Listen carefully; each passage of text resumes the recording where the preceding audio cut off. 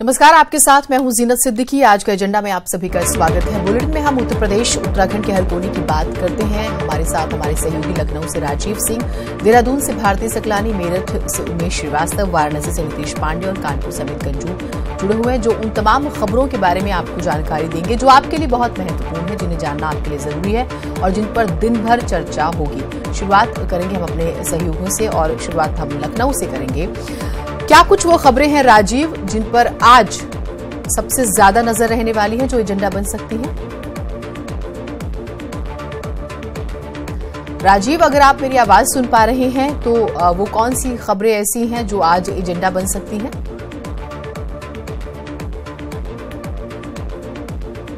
आज अगर उत्तर प्रदेश की सबसे बड़ी खबर की बात करें तो आज से उत्तर प्रदेश का शीतकालीन सत्र शुरू हो रहा है, जो कि 4 दिवसीय है।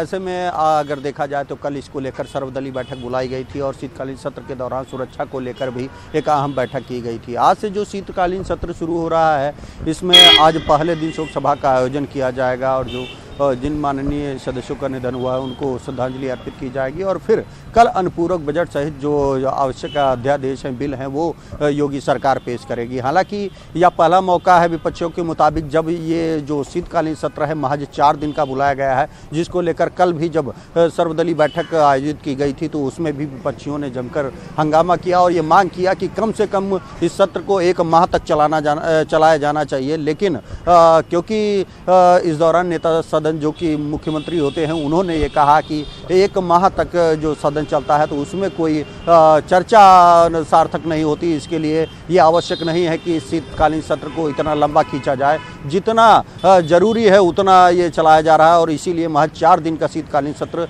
जो आज से शुरू होगा। इस दौरान जहां विपक्ष किसानों के मुद्दे को लेकर होगा, बुलंदशहर में जो इंस्पेक्टर की हत्या हुई उसको लेकर सहित यूपी की अन्य कानून व्यवस्था को मुद्दा बनाकर इस शीतकालीन सत्र में सरकार को घेरने का प्रयास करेगा। और सरकार भी ये जानती है कि जिस तरह से गन्ना किसानों की जो बात हो, ये पहला वर्ष होगा जिसमें गन्ना किसानों का न्यूनतम समर्थन मूल्य घोषित नहीं किया गया है। गन्ना किसानों की समस्या जो कि त्यों बनी है। उधर अगर धान किसानों की बात करें तो खरीद को लेकर भी एक बड़ा मुद्दा इस सदन में विपक्षियों द्वारा उठाया जाएगा, जिसको कल विपक्षी दलों ने भी जो बैठक की उसमें ये साफ कर दिया कि वो किसी भी कीमत पर सरकार को बख्शने के मूड में नहीं है। और इसी को जानते हुए सरकार ने भी इस सत्र को काफ़ी सीमित किया है और महज 4 दिन में इस सत्र को पूरा किया जाएगा, शीतकालीन सत्र को। ऐसे में जो तैयारियां हैं वो पूरी कर ली गई है। ठीक, राजीव, आपके पास आऊंगी। एक बड़ी खबर आ रही है, एक बार दर्शकों को उससे रूबरू करा दे। उज्ज्वला योजना की बात करते हैं। अब इसमें मिथेनॉल के सिलेंडर मिलेंगे। मिथेनॉल की बात करें तो एलपीजी के मुकाबले काफी सस्ती और सुरक्षित होती है। पूर्वी उत्तर प्रदेश के लोगों को प्रधानमंत्री मोदी ने तोहफा दिया है।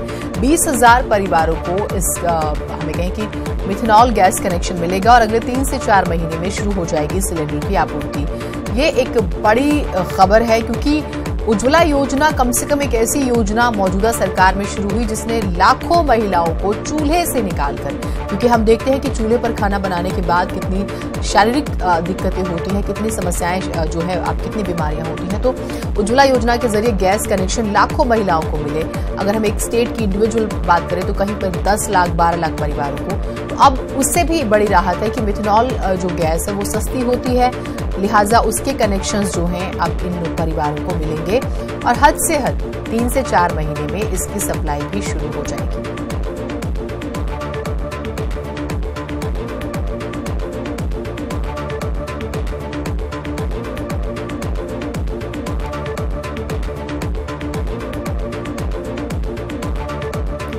और ज्यादा जानकारी के लिए हम अपने सहयोगी नीतीश के पास चलते हैं। नीतीश, एक बड़ी राहत है और कम से कम इसे चुनावी चश्मे से तो नहीं देखना चाहिए।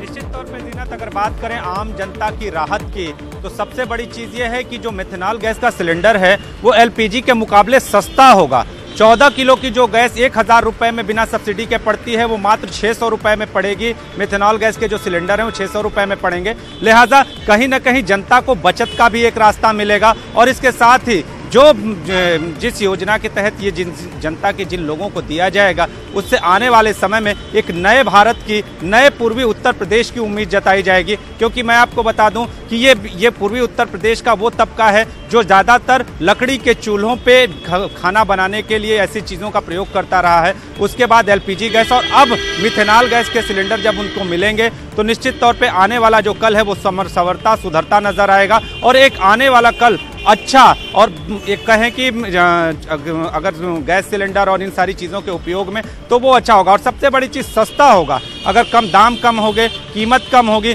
तो बचत भी होगी और उन पैसों को और भी कहीं उपयोग में लाया जा सकेगा। आपको बता दूं जीनत कि आने वाले समय में जो उम्मीद जताई जा रही है कि 20,000 परिवारों को इसका लाभ मिलेगा और 20,000 परिवार जो हैं इसके लाभार्थी होंगे। और तो इसकी जो और भी ये जो परिवार हैं अभी तक जो लोग राहत पाए हैं, अगर हम और लोगों से जो अभी तक जानकारी हमें मिल पाई है कि और जिन लोगों ने राहत पाई है इस सूचना के पाने के बाद वो भी उत्साहित हैं कि ये एक बचत का रास्ता से होगा। जीनत, ठीक नीतीश, ये जो है एक अच्छी खबर है और अच्छी खबर से शुरुआत हो तो और भी अच्छी बात है। भारती के पास हम चलते हैं। भारती, देहरादून की बात करें और खासतौर से उत्तराखंड की वो बड़ी खबरें कौन सी रहने वाली हैं जिन पर आज दिन भर आप लोग नजर रखेंगे और फिर आपके जरिए हमारे दर्शकों तक पहुंचेंगी?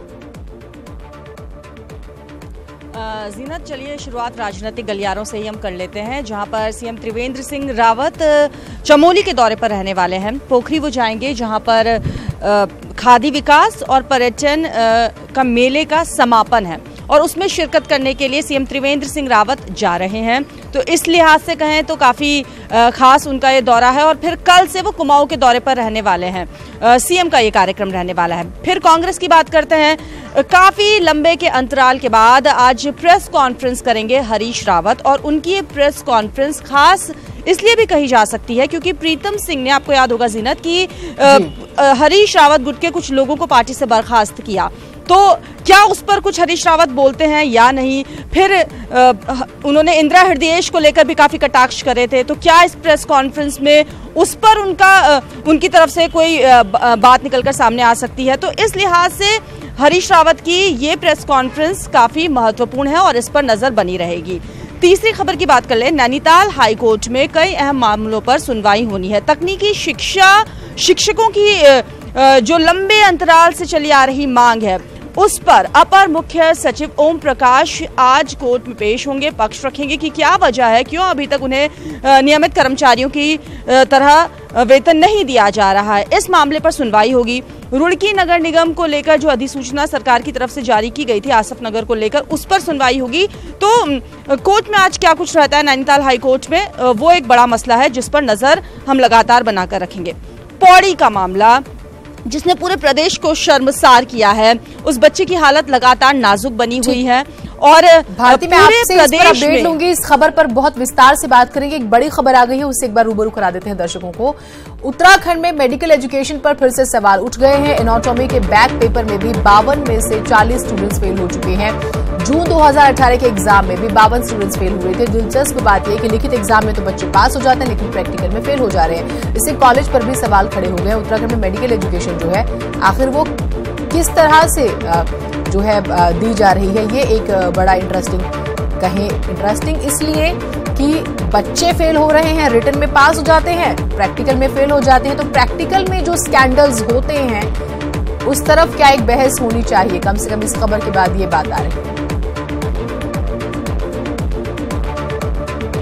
एक मिसाल, जून में अगर हम बात करें तो एग्जाम्स में 52 स्टूडेंट्स जो हैं वो फेल हुए थे। दीपांकर हमारे साथ, हमारे सहयोगी जुड़े हुए हैं। दीपांकर, एक बात जो सबसे ज्यादा, अभी हम सुबह भी बातचीत कर रहे थे, अपने अनुभवों का भी हमने जिक्र किया। हम गवर्नमेंट स्कूल के जब रिजल्ट देखते हैं तो कहते हैं इतने % बच्चे फेल हो गए, इतने % बच्चे फेल हो गए।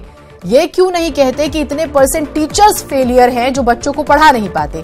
वो बात इसलिए यहां पर उठती है कि आप बार बार कह रहे हैं कि बच्चे फेल हो रहे हैं, पढ़ाने वाले क्या कर रहे हैं, क्या पढ़ा रहे हैं, अगर इस पहलू से भी देखें तो? बिल्कुल जीनत, अभी मेरी कुछ वक्त पहले फोन पे मेडिकल एजुकेशन के डायरेक्टर से बात हुई, आशुतोष सयाना से। उनसे मैंने पूछा कि इसके पीछे कारण क्या है और क्या आप इस पे कुछ बयान दे सकते हैं। तो उनका ये कहना था कि हम इसका रिव्यू करेंगे। लेकिन सवाल ये है कि रिटर्न का रिव्यू हो सकता है लेकिन प्रैक्टिकल का रिव्यू कोई कैसे करेगा? ये चिकित्सा शिक्षा की हालत है।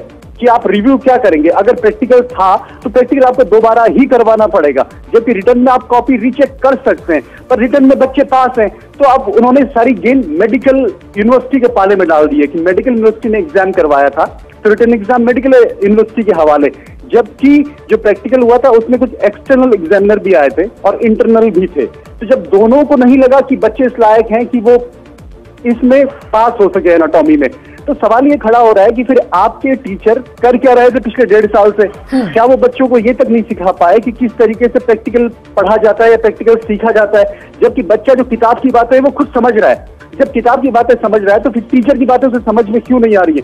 ये बहुत बड़े सवाल हैं। और एक बड़ी बात जो अंदर से निकल के आ रही है जीनत इस पूरी खबर में, वो ये कि जो पिछले प्रिंसिपल यहाँ पर थे, जिनके अंडर जून 2018 का एग्जाम हुआ और जिनके अंडर नवंबर 2018 का एग्जाम हुआ, वो प्रिंसिपल अब यहाँ से हट चुके हैं। वो उत्तर प्रदेश के मेरठ पहुंच चुके हैं वापस डेपुटेशन पे यहाँ से। दोनों एग्जाम उनके अंडर हुए और उन्हीं से मैंने वो क्वेश्चन किया था कि एनाटॉमी में इतने बच्चे फेल क्यों हो रहे हैं। तो कहीं ना कहीं अब ये बात निकल के सामने आ रही है कि कोई ना कोई जरूरी बात थी, टीचर्स, प्रिंसिपल और कॉलेज का ऐसा घालमेल जरूर था एनाटॉमी को लेके कि यहाँ पर बच्चे खास तौर पर प्रैक्टिकल में फेल हुए। और दूसरा सवाल ये कि श्रीनगर और हल्द्वानी जो आपके 2 सरकारी मेडिकल कॉलेज है, वहां पर क्यों नहीं फेल हो रहे? वहां क्या इतनी अच्छी पढ़ाई हो रही कि देहरादून में वो नहीं हो सकती? तो ये बहुत बड़े सवाल है। अब छात्र प्रदर्शन पर उतारू है। छात्रों का कहना है कि वो नहीं मानेंगे। उनका ये कहना है कि रिजल्ट को सही किया जाए, वरना वो पीछे हटने वाले नहीं है। और ये बड़ा सवाल है चिकित्सा शिक्षा पे। यहाँ आपने बिल्कुल दीपांकर, आपने दून का जिक्र किया। मैं एक चीज जो है अपने दर्शकों को खास तौर से बताना चाहूंगी। पिछले चुनाव जो हुए हैं 5 विधानसभा में, और जब कमलनाथ प्रचार प्रसार संभाल रहे थे मध्य प्रदेश के चुनाव का, तो बीजेपी वालों का एक तंज था कि लगता है राहुल गांधी को जो है दून के स्टूडेंट्स का सहारा लेना पड़ रहा है। तो इस लेवल की क्वालिटी एजुकेशन दून में रही है, लेकिन अब जो ये चीजें आ रही हैं तो ये बहस की जरूरत है। दीपांकर, बहुत शुक्रिया आप हमारे साथ जुड़े। लेकिन अब बात आई है और इस पर बात भी होगी, न्यूज़ 18 इसको लगातार उठा भी रहा है। उमेश हमारे साथ, हमारे सहयोगी जुड़े हुए हैं। पश्चिमी यूपी की जब हम बात करते हैं उमेश, और बार बार ये बात होती है कि अपराध तो होगा ही, क्या कुछ आज वो खबरें रहने वाली हैं जो एजेंडा बन सकती हैं? जी हाँ, देखिए जीनत, आज के एजेंडे में आज बात भूख हड़ताल पर बैठे अन्नदाताओं की होगी। इससे बड़ा दुर्भाग्य और क्या होगा कि अन्नदाता ही भूख हड़ताल पर बैठ जाएं। गन्ना मूल्य भुगतान को लेकर किसान भूख हड़ताल पर बैठे हुए थे।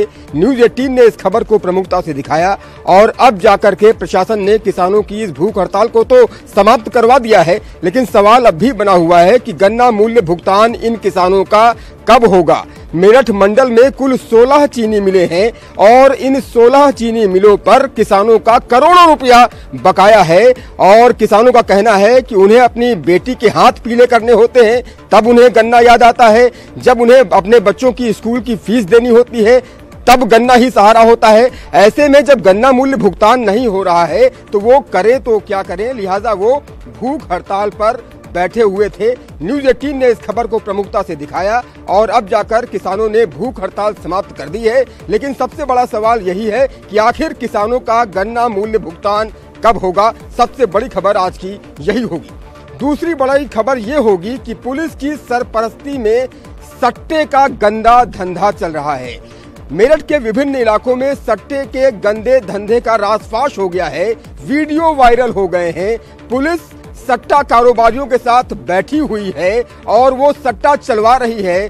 जुआरी वहां इकट्ठे होते हैं, शराबी इकट्ठे होते हैं और पुलिस की सरपरस्ती में सट्टे का गंदा धंधा चल रहा है।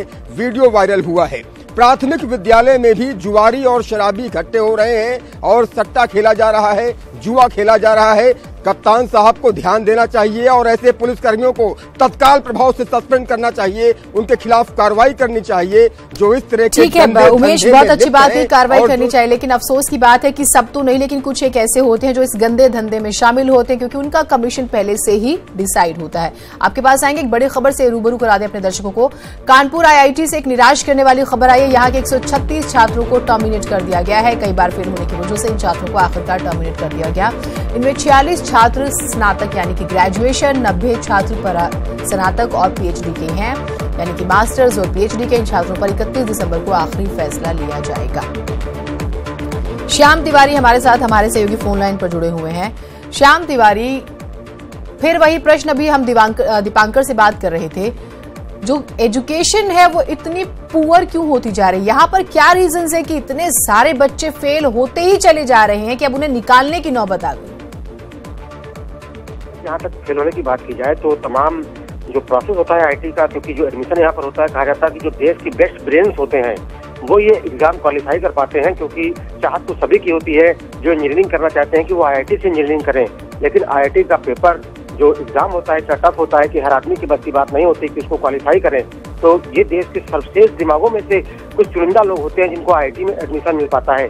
उसके बाद जब वो आईआईटी में दाखिला ले लेते हैं तो तमाम कंडीशंस उनके सामने उन्हें फेस करनी पड़ती है। घर से दूर रह करके पढ़ाई करना, इसके अलावा कुछ साउथ के छात्र हैं उनको जो नॉर्थ में आकर के पढ़ते हैं, तो तमाम चीजें उनके सामने पेश आती है। उसके अलावा एक चीज और देखने को मिलती है, जो रैंकिंग में जो प्रवेश परीक्षा होती है उसमें जो रैंकिंग में पीछे के छात्र होते हैं उनको जब यहाँ पर एडमिशन होता है तो कई बार वो जो माहौल है वहाँ से तारतम्य बिठाने के अलावा जो पढ़ाई है उसका स्तर वो मैच नहीं कर पाते और लगातार फेल होते रहते हैं।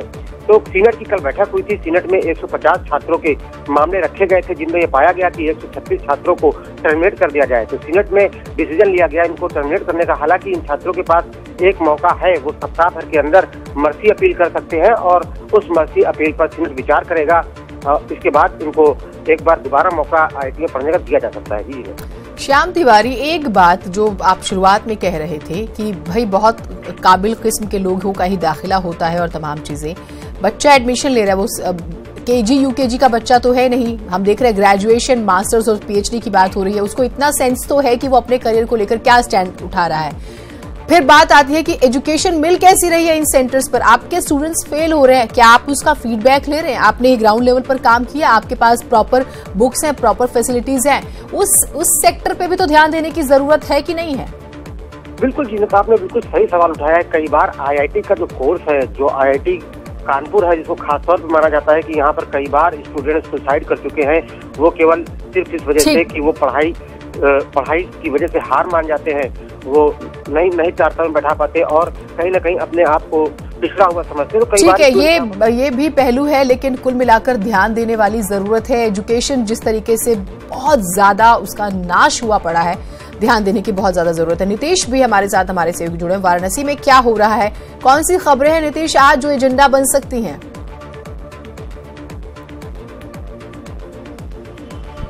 जीनत, सबसे पहली खबर जो प्राकृतिक गैस एलपीजी और मेथनॉल गैस के लिए जो उपयोग की बात है, 2020 तक 100 लाख टन करने की उम्मीद है।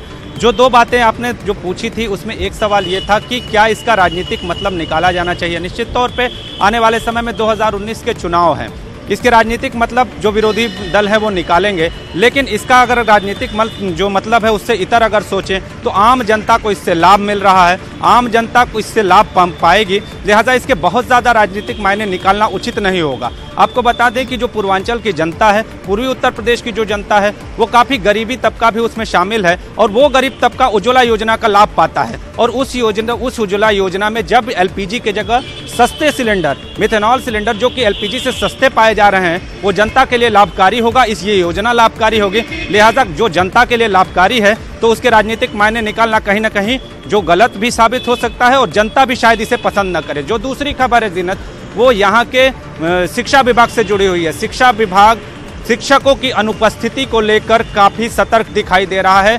बड़ी संख्या में शिक्षकों की अनुपस्थिति की शिकायत आ रही है। चूंकि दिसंबर महीना है, लोग छुट्टियां भी मनाने के लिए अपनी छुट्टियां ले रहे हैं, लेकिन कई शिक्षक बिना छुट्टी लिए अनुपस्थित हो जा रहे हैं। इस पर शिक्षा विभाग जागृत हुआ है और आज इसके लिए बीएसए खुद सड़क पर उतरेंगे और जाएंगे, विद्यालयों में जाएंगे और शिक्षकों की उपस्थिति को चेक करेंगे। तो अब देखना ये होगा कि कितने शिक्षक अनुपस्थित मिलते हैं या बीएसए का ये जो अभियान है वो किस तरह से कारगर साबित होता है। जो तीसरी खबर होगी वो हमारी है वाराणसी नगर निगम से। जिनत मैं आपको बता दूं कि पिछले साल अलाव की जो स्थिति थी वाराणसी शहर के चौराहों पर, वो बेहद ही खराब थी, लेकिन इस बार भी नगर निगम अभी तक चौराहों की लिस्टिंग नहीं कर सका है। ऐसी सूत्रों के हवाले से हमें सूचनाएं प्राप्त हुई हैं। अभी तक जो लिस्टिंग है चौराहों की, वो ठंड बढ़ने का इंतजार किया जा रहा था। हालत ये थी कि नगर निगम के जो अधिकारी थे वो इस इंतजार में थे। बिल्कुल नीतीश, ठंड बढ़ रही है और उस तरह से स्टेप्स उठाने होंगे। फजीहत कम से कम अब विभाग अपनी नहीं कराएगा, पिछली बार बहुत फजीहत कराई। अमित गंजू जी हमारे साथ, हमारे सहयोगी कानपुर से जुड़े हुए हैं। अमित जी, वो कौन सी ऐसी खबरें हैं कानपुर से जिस पर आज नजर रहने वाली है?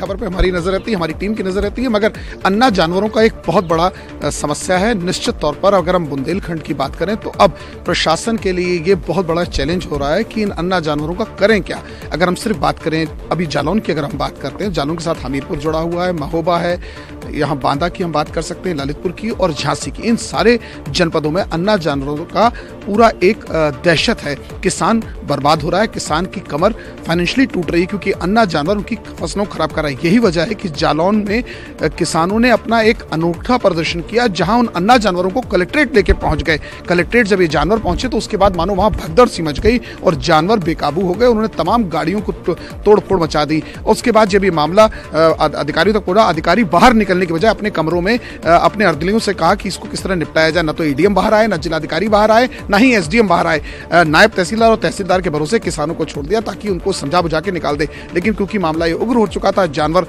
बेकाबू हो चुके थे, तो इसलिए पुलिस को सूचना दी गई और पुलिस ने बाद में किसी तरह जानवरों पर काबू पाया गया और 3 किसानों को अरेस्ट कर लिया गया। यानी किसी चीज का समाधान नहीं निकाला गया, मगर वो गरीब व्यक्ति जो अपनी फाइनेंशियली भी टूटा है उसे उल्टा हिरासत में भी ले लिया गया। तो अब देखना हमारी पूरी टीम की नजर रहेगी कि क्या यही विकल्प है कि किसानों को अरेस्ट करके जेल भेजा जाए या वाकई प्रशासनिक अधिकारी इस पे कोई मंथन करते हैं, इनके लिए कोई हाउस बनाते हैं या इनके लिए कोई ट्रेनिंग सेंटर बनाते हैं जहां इन जानवरों को रखा जा सके, या इनके लिए कोई ऐसा बड़ा, क्योंकि पिछले 45 दिन की अगर बात की जाए तो 177 किसान इससे अफेक्टेड है, जो हम नहीं, ये आंकड़े कह रहे हैं बुंदेलखंड के। तो इस पे हमारी नजर आएगी। इसके अलावा जिस पुलिस का इकबाल बुलंद कहा जाता है, उसकी बानगी उस वक्त देखने को मिली जब कन्नौज में मारपीट की सूचना पर डायल 100 की टीम 2 कांस्टेबल्स और 1 एएसआई मौके पर पहुंचा, लेकिन दबंग की दबंगई के आगे शायद पुलिस को नतमस्तक होना पड़ा। उसने जम के वहां उत्पात मचाया, पुलिस की साथ हाथापाई की और गाड़ी में तोड़फोड़ की, जिसको देखकर वहां की पुलिस को